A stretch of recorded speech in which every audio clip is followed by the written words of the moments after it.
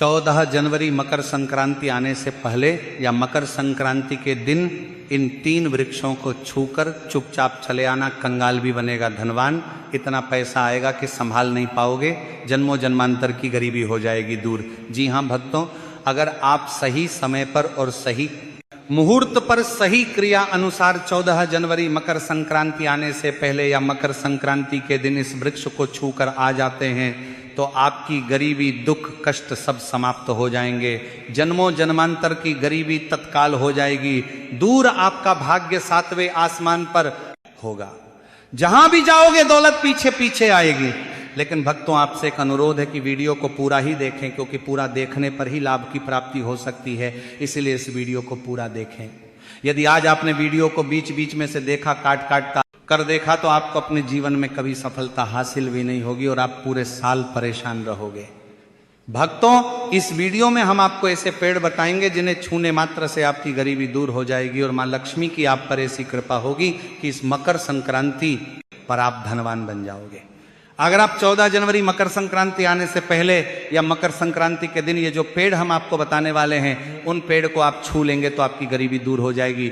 इसीलिए भक्तों, आप अपने फायदे के लिए इस वीडियो को पूरा जरूर देखें। तो चलिए भक्तों, जानते हैं कि कौन से ऐसे पौधे हैं जिन्हें आपको मकर संक्रांति आने से पहले या मकर संक्रांति के दिन छू कर आ जाना है। लेकिन उससे पहले अगर आप इस चैनल पर नए हैं तो चैनल को सब्सक्राइब करके वीडियो को एक लाइक जरूर करें। साथ ही आप अपनी राशि को कमेंट बॉक्स में जरूर डाल दें, क्योंकि हम राशि से जुड़ा भाग्य भी बताते हैं और भाग्य में चल रही परेशानियों को तत्काल दूर करने के लिए आसान से आसान उपाय भी बताते हैं। इसलिए आप अपनी राशि कमेंट बॉक्स में जरूर डाल दें। तो भक्तों, हमारी हिंदू संस्कृति में कई तरह की पौराणिक मान्यता को महत्व दिया गया है कि कई ऐसे पेड़ पौधे होते हैं जो कि देव वृक्ष कहे गए हैं और काफी शुभ भी माने गए हैं। प्रकृति में मौजूद कई ऐसे पेड़ पौधे होते हैं जो कि हमारे जीवन में चल रही परेशानी को दूर कर देते हैं। खास बात यह है कि पेड़ पौधे की न सिर्फ लोग पूजा करते हैं बल्कि औषधि के रूप में भी प्रयोग करते हैं,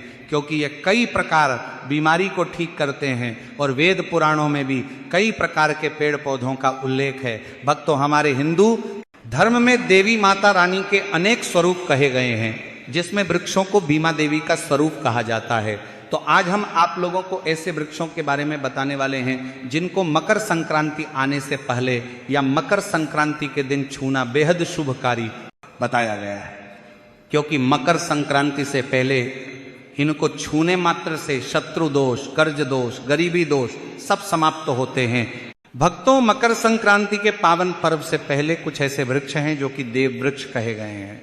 ये देवी के स्वरूप होते हैं, माता काली के स्वरूप होते हैं और हमारे हिंदू धर्म में पेड़ पौधे को देवी देवता मान करके हम इनकी पूजा करते हैं और हमें पूजा भी जरूर करनी चाहिए। और भक्तों, विज्ञान भी कहता है पेड़ पौधे मनुष्यों को फ्री में प्राणवायु प्रदान करते हैं और पेड़ पौधे हमें ऑक्सीजन देते हैं और हमारे जो कार्बन प्रदान ऑक्साइड होता है उसे ग्रहण करके सभी प्रकार के जितने भी नाकाम चीज होते हैं उसे अपने अंदर में स्वयं सोख लेता है और हमें तेज प्रदान करते हैं। तो पेड़ पौधे स्वयं तेज धूप में तपता है, लेकिन मनुष्य को शीतल छाया प्रदान करता है और नए कार्य के समय में कुछ ऐसे पेड़ पौधे हमारे धर्मशास्त्र में कहे गए हैं जिनको छूने मात्र से व्यक्ति के बंद किस्मत के ताले खुल जाते हैं, व्यक्ति का सौभाग्य चमक जाता है। हमारे शास्त्रों में पेड़ पौधों को बहुत ही गुणकारी कहा जाता है, क्योंकि इनमें साक्षात देवता होते हैं। अनेक बीमारी का उपचार पेड़ पौधों में ही छुपा है। पेड़ पौधों को में कई जड़ी बूटियां पाई जाती हैं और भगवान श्री कृष्ण ने गीता में स्वयं कहा है कि वृक्षों में मैं पीपल का वृक्ष हूं। पीपल के वृक्ष को वृक्षों का राजा कहा जाता है, क्योंकि पीपल वृक्ष की जो आयु होती है सबसे ज्यादा होती है, सबसे अत्यधिक होती है। पीपल वृक्ष सर्वशक्तिमान होता है। पूजा पूजा पाठ में अत्यधिक इसका महत्व होता है। तो चलिए भक्तों, आज हम आप लोगों को मकर संक्रांति आने से पहले या मकर संक्रांति के दिन छुए जाने वाले वृक्ष के बारे में बताने वाले हैं। तो कमेंट में जय मां लक्ष्मी अवश्य लिख दीजिए। भक्तों, हमारे धर्मशास्त्र में अनेक ऐसे वृक्ष हैं जो कल्याणकारी होते हैं मंगलकारी होते हैं। अगर इन वृक्ष को छू लेते हैं तो आपकी सभी प्रकार की परेशानी है कि कष्ट है, ये सब समाप्त हो जाते हैं। खास करके 14 जनवरी मकर संक्रांति आने से पहले या मकर संक्रांति के दिन इसका असर कई लाख गुना होता है, क्योंकि इस समय इस अचेत जो वस्तु होती है वो भी चेतना युक्त हो जाती है, अर्थात इस समय शक्ति हमारे धरती लोक में आ जाती है। तो जितने भी पेड़ पौधे हैं, जीव जंतु है, चल अचल सभी प्रकार के जो वस्तु हैं, इन सब में प्राण आ जाते हैं, सब में शक्ति निहित हो जाती है, जागृत हो जाती है। तो इस समय कोई भी व्यक्ति पेड़ पौधे को जाकर के छू दे, खास करके देवी स्वरूप कहे गए जो तार पेड़ पौधे होते हैं, जाकर के आप इसे छू के आते हैं तो आपके जीवन की परेशानी है, दुख है, तकलीफ है, कष्ट है, रोग है, बीमारी है, कला है, जीवन में चल रही बहुत बड़ी समस्या है, सब समस्या समाप्त हो जाती है। काल सर्प दोष, मंगल दोष, शनि दोष, राहु दोष तत्काल अपना असर दिखाती है और सब दोष खत्म हो जाते हैं। भक्तों, आज हम आप लोगों को 3 पौधों के बारे में बताने वाले हैं। ये तीनों पौधे देव वृक्ष कहे जाते हैं। वीडियो को ध्यान से देखना, अगर आज की वीडियो मिस कर दी तो फिर सारी जिंदगी आपको पछताना पड़ेगा, क्योंकि मकर संक्रांति ही एक ऐसा पर्व होता है, एक ऐसा समय होता है कि आपको लंबी पूजा पाठ करने की जरूरत नहीं, बल्कि केवल कुछ ही दिनों के भीतर में ही आप अपनी समस्या को, आप अपनी गरीबी को स्वयं अपनी आंखों से समाप्त होते हुए देख सकते हैं। मैं जिस देव वृक्ष के बारे में बता रहा हूं, ये सारे वृक्ष आपको अपने घरों के आसपास में बहुत ही आसानी से मिल जाएंगे।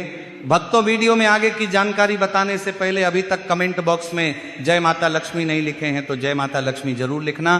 तो भक्तों, कौन से ऐसे 3 वृक्ष हैं जिसे हमें छू करके मकर संक्रांति आने से पहले या मकर संक्रांति के दिन जरूर आना चाहिए। इसी के साथ भक्तों, हो सके तो मकर संक्रांति पर जितना ज्यादा हो सके देव वृक्ष की पूजा जरूर करना। भक्तों, देव वृक्ष में कई प्रकार के वृक्ष होते हैं, तो चलिए भक्तों जानते हैं कि कौन से वृक्ष को छूने से हमारी गरीबी मिटती है। पहला जो वृक्ष है यह है शमी का वृक्ष। शमी के वृक्ष को जगदम्बा का स्वरूप कहा गया है। जो शमी के वृक्ष हैं यह स्वयं जगदम्बा के स्वरूप है। इस पर स्वयं जगदम्बा स्वयं साक्षात विराजमान रहती है। और कोई भी व्यक्ति अगर संध्या काल में 14 जनवरी मकर संक्रांति आने से पहले या मकर संक्रांति के दिन इसके नीचे में धूप दीप जलाता है, धुआं दिखाता है, तो उनकी सभी प्रकार की परेशानी दूर होती है। शमी की जड़ में सिंदूर डालने से व्यक्ति को आरोग्य की प्राप्ति होती है। जो लोग लंबे समय से बीमार पड़े हैं, ऐसे व्यक्ति के जो घर में रहने वाले सदस्य हैं, तो वह लोग जो बीमार पड़े हैं उनके शरीर से 7 बार सिंदूर को उतारा करके शमी की जड़ में डाल सकते हैं, तो उनके रोग जल्दी ठीक हो जाएंगे। जो लोग लंबे समय से बीमार पड़े हैं या फिर आप बीमारी से बचना चाहते हैं, निरोग रहना चाहते हैं, तो इसकी जड़ में सिंदूर जरूर डाल देना। मनोकामना पूर्ति करने के लिए मैं एक मंत्र बता रहा हूं। इस मंत्र को बोलते हुए शमी के वृक्ष को छूना है। इस मंत्र को बोलते हुए शमी के वृक्ष को छूना है। आप तत्काल मकर संक्रांति पर इसका रिजल्ट देखना। जैसे आपकी जो मनोकामना है उसकी पूर्ति हो जाएगी, आपकी जो दरिद्रता है वह दरिद्रता समाप्त हो जाएगी। तो मंत्र कौन सा है? तो आपको बोलना है मम मन और पूरे मम दरिद्र नाश। ये मंत्र आपको बोलना है। ये मंत्र बोलते समय शमी के वृक्ष को छूना है। सभी प्रकार के आपके मनोरथ की पूर्ति होगी ना, आपकी जो दरिद्रता है दरिद्रता समाप्त हो जाएगी। आप अब भक्तों बात करते हैं दूसरे वृक्ष के बारे में। भक्तों, दूसरा जो वृक्ष है वह परिजात का वृक्ष। परिजात का वृक्ष समुद्र मंथन से उत्पन्न हुआ था और यह देवराज इंद्र के नंदन वन में स्थापित किया गया था। परिजात वृक्ष भगवान कृष्ण ने मानव जन कल्याण के लिए धरती लोक पर लाए थे।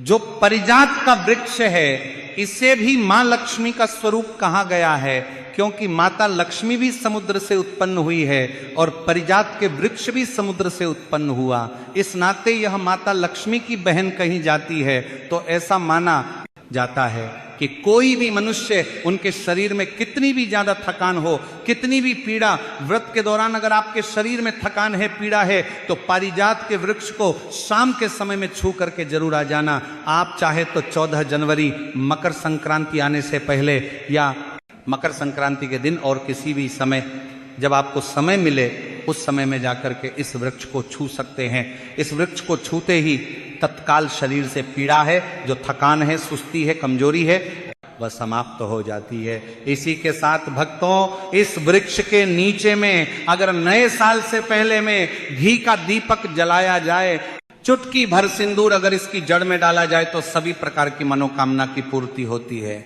लेकिन आपको प्रार्थना करनी है कि हे परिजात वृक्ष, आप देवी स्वरूप कहे जाती हैं, आप हमारी सभी प्रकार की परेशानी को दूर करें। ग्रह दोष है, पितृदोष है, लक्ष्मी दोष है, इसे आप समाप्त करें।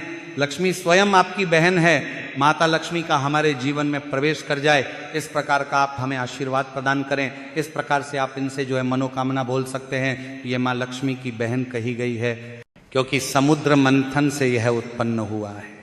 अब भक्तों, तीसरे नंबर में जिस वृक्ष के बारे में बता रहा हूं, तो इस वृक्ष को देव वृक्ष भी कहा जाता है। जो तीसरा वृक्ष है बेल का वृक्ष, जो बेल का वृक्ष है, यह वृक्ष माता पार्वती के पसीने से उत्पन्न हुआ है। स्कंद पुराण के अनुसार जो माता पार्वती है, यह देवी स्वरूप कही गई है, अर्थात ये नवदुर्गा के स्वरूप कही गई है। तो स्कंद पुराण की कथा में कहा गया है, जो बेल का वृक्ष है माता पार्वती के पसीने से उत्पन्न हुआ है। इसके तने में पार्वती, जड़ में ब्रह्म, तने में विष्णु एवं समस्त जो हिस्से हैं उसमें भगवान शंकर जी बसते हैं। संध्या काल में शिव मंदिर के समीप या नवदुर्गा मंदिर के समीप जो बेल के वृक्ष है, इसके नीचे घी का दीपक जलाने से व्यक्ति धनवान, गुणवान एवं पराक्रमी बनता है। व्यक्ति के सभी प्रकार के मनोरथ की पूर्ति होती है। तो भक्तों, अगर आप भी जल्द धनवान बनना चाहते हैं, आपके जीवन में कोई कामना है, कोई कामना अधूरी रह गई है, तो हमने 3 वृक्ष के बारे में बताया है। इन 3 वृक्ष को मकर संक्रांति से पहले आप छू सकते हैं। और अगर कोई व्यक्ति इन तीनों वृक्ष को छू लेते हैं, ध्यान से सुनिए, अगर तीनों वृक्ष को छू लेते हैं तो ऐसे व्यक्ति के कार्य होने से, ऐसे व्यक्ति की मनोकामना पूर्ण होने से दुनिया की कोई भी शक्ति नहीं रोक पाएंगे। मनोकामना पूर्ति करने के लिए, कार्य में प्रगति प्राप्त करने के लिए, अपनी किस्मत को चमकाने के लिए, सोए हुए भाग्य को जागृत करने के लिए 14 जनवरी मकर संक्रांति पर यह उपाय जरूर करिएगा। तो भक्तों, ये उपाय सोने पर सुहागा होगा। ये आपकी जिंदगी को संवार देंगे, आपकी जिंदगी में चल रही परेशानी को दूर कर देंगे। भक्तों, अगर आप इस चैनल पर नए हैं तो चैनल को सब्सक्राइब करके वीडियो को एक लाइक जरूर करें। तो चलिए भक्तों, अब हम जान लेते हैं अगले पौधे के बारे में। आंवला, तुलसी और केले के पेड़ पर भगवान विष्णु और माता लक्ष्मी का वास माना जाता है। वैसे तो तुलसी के पौधे में दीपक रोजाना ही जलाना चाहिए, वहीं आंवले की पूजा एकादशी पर करने से भगवान विष्णु प्रसन्न होते हैं। वहीं केले के पेड़ की पूजा हर बृहस्पतिवार को की जाती है। प्रत्येक बृहस्पतिवार को केले के पेड़ पर हल्दी मिला जल चढ़ाने से आपको अपार सुखों की प्राप्ति होती है। अगला पौधा है बेल और बरगद का पेड़। बेल और बरगद के पेड़ पर भगवान शिव वास करते हैं। रोजाना भगवान शिव की पूजा में बेलपत्री है, अर्पित करने से आपकी सभी मनोकामनाएं पूर्ण होती हैं। वही ऐसी मान्यता है कि बरगद के पेड़ की पूजा हर त्रयोदशी को करना बेहद शुभ माना जाता है। कदम्ब का पेड़, कदम्ब के पेड़ पर माँ लक्ष्मी का वास माना जाता है। ऐसी मान्यता है कि कदम्ब के पेड़ के नीचे बैठकर यज्ञ करने से माँ लक्ष्मी जी की विशेष कृपा प्राप्त होती है और परिवार में खुशियों का आगमन होता है। इसी के साथ मकर संक्रांति बुधवार के दिन आ रही हैं, तो जिसे धूप घास कहते हैं। धूप घास गणपति बप्पा को सबसे ज्यादा प्रिय होती है। हर बुधवार को हल्दी लगाकर धूप घास गणेश जी को अर्पित करने से आपके काम में आ रही हर प्रकार की बाधाएं दूर होती हैं और आपको शुभ लाभ की प्राप्ति होती है। तो भक्तों, यदि आपको वीडियो से जुड़ी जानकारी उचित लगी हो तो वीडियो को लाइक और चैनल को सब्सक्राइब जरूर करें। धन्यवाद।